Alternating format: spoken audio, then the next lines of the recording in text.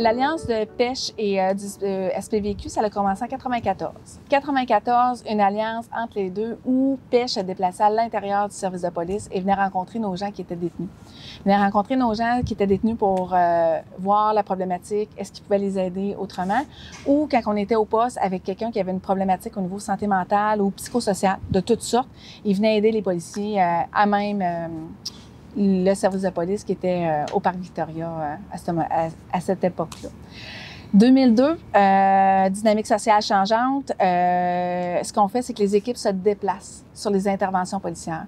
Donc, un numéro unique, les policiers qui interviennent sur une intervention psychosociale, appellent sur le service de crise qu'on appelle, et c'est les intervenants de pêche qui se rendent sur les interventions policières et qui libèrent. Le but pour les policiers, c'est d'être libérés de l'intervention pour nous poursuivre notre mission policière et les intervenants poursuivre leur intervention psychosociale avec la personne.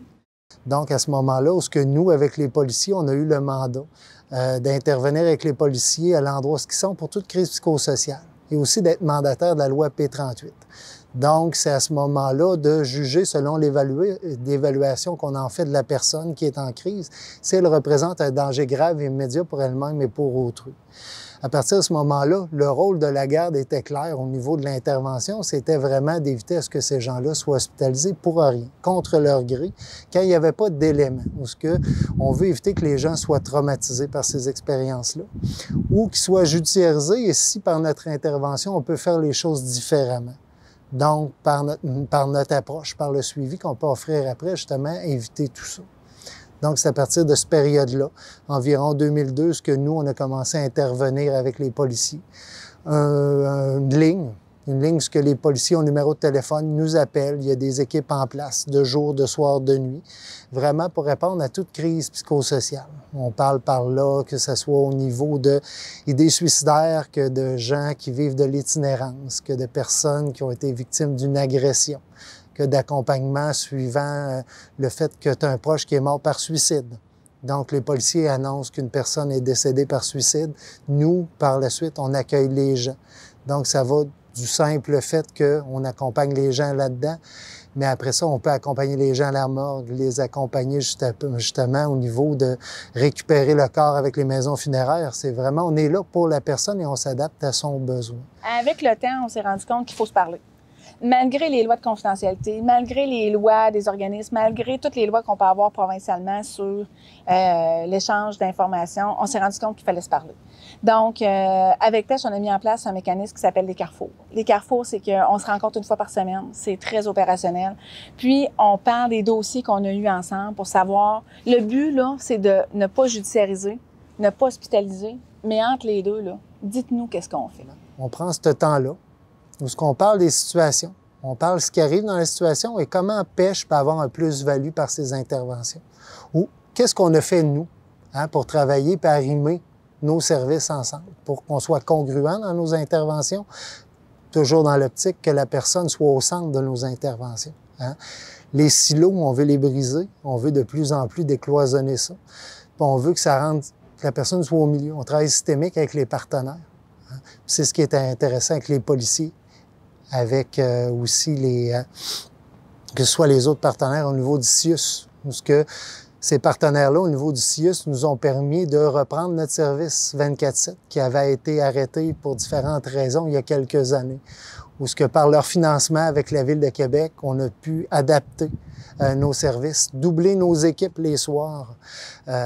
Donc, ça nous permet justement de pouvoir aider plus rapidement les policiers. Parce que s'il y a une crise avec un patrouilleur, ça ne veut pas dire qu'il n'y en a pas un autre dans la ville.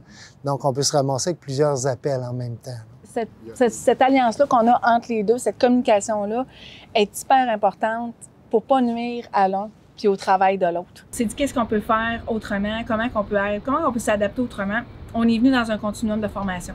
Fait qu'on a commencé à faire de la formation aux policiers sur c'est quoi la loi P38, c'est quoi la loi sur les personnes qui ont besoin d'aide au niveau de la santé mentale, c'est quoi les ordonnances, pourquoi on va chercher quelqu'un à domicile pour une injection, c'est quoi la plus-value, comment qu'on va chercher ces personnes-là, c'est quoi les maladies sévères et persistantes. on parle de schizophrénie. Moi, quelqu'un schizophrénie, quelqu'un qui entend des voix, mais c'est tellement plus que ça. Puis qu'est-ce qui fait qu'un comportement peut être dangereux, peut pas être dangereux? Fait qu'on est venu former des policiers sur un continuum de formation. Donc, tout policier qui arrive au SPVQ va avoir un continuum de formation à faire en étapes.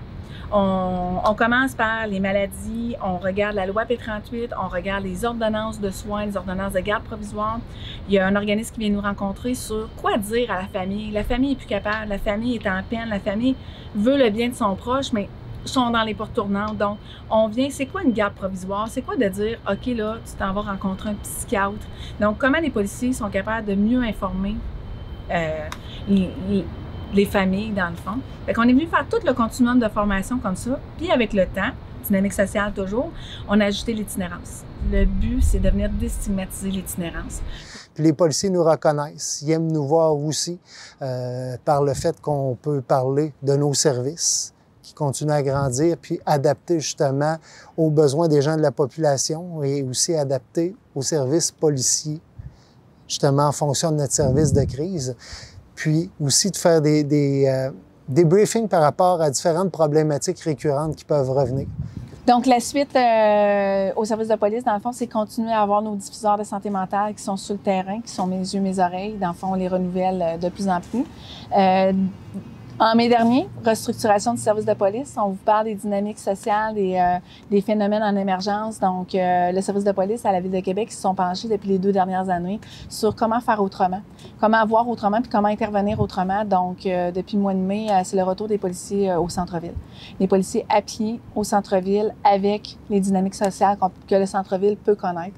Donc, c'est une équipe de patrouilleurs volontaires qui sont à la rencontre du monde et non pas à l'attente d'appel.